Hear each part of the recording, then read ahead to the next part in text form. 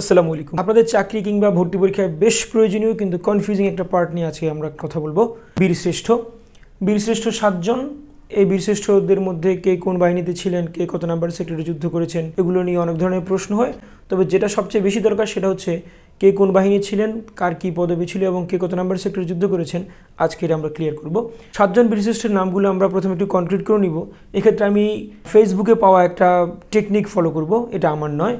7000 মোমানো, 7000 মোমানোর মধ্যে 7 দিয়ে 7 জন বীরশ্রেষ্ঠ। হাতে হামিদুর রহমান, জাতে মহিউদ্দিন জাহাঙ্গীর, রতে রুহুল আমিন, মোতে মুস্তফা কামাল, আর মতে মতিউর রহমান, আতে আব্দুর রৌফ, নতে নূর মোহাম্মদ শেখ।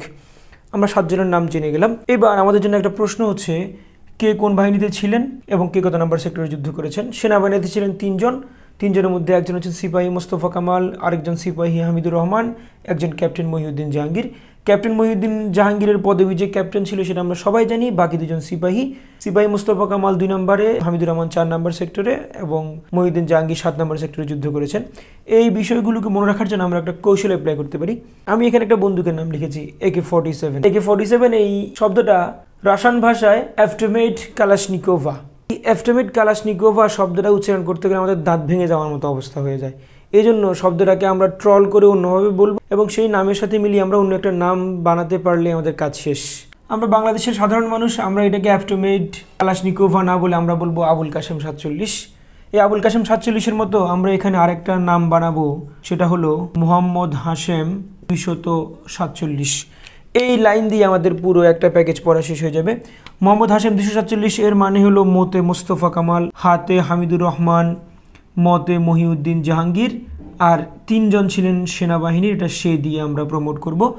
আর এখানে মোস্তফা কামাল 2 নম্বরে, হামিদুর রহমান 4 নম্বরে এবং মহিউদ্দিন জাহাঙ্গীর 7 নম্বরে যুদ্ধ করেছেন, আর 3 জনে ছিলেন সেনাবাহিনীর। তাহলে মোহাম্মদ হাশেম 247 দিয়ে আমরা ব্যাপারটা কনক্রিট করে ফেলতে পারি।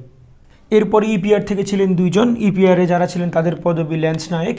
মুন্সি আব্দুর রৌফ 1 নম্বরে এবং নূর মোহাম্মদ শেখ 8 নম্বর সেক্টরে যুদ্ধ করে শহীদ হয়েছেন। ওনাদের 2 জনের সেক্টরগুলো মনে রাখতে পারবো আমরা খুব সহজেই।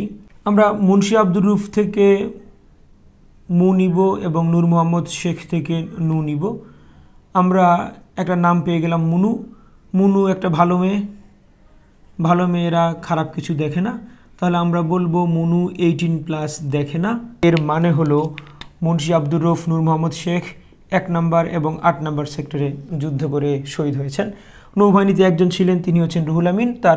তিনি স্কোয়াড্রন ইঞ্জিনিয়ার, ইঞ্জিনিয়ার আর্টিফিসার। তিনি 10 নম্বর সেক্টরে যুদ্ধ করেছেন। বাংলাদেশের মহান স্বাধীনতা যুদ্ধে 11টা সেক্টরের মধ্যে 10 নম্বর সেক্টরটা ছিল নৌ সেক্টর। এই যে 10-এর পেটে ফাঁকা আছে, আপনি পানি ভরে দিয়ে ভাবেন এটা পানি সেক্টর বা নৌ সেক্টর।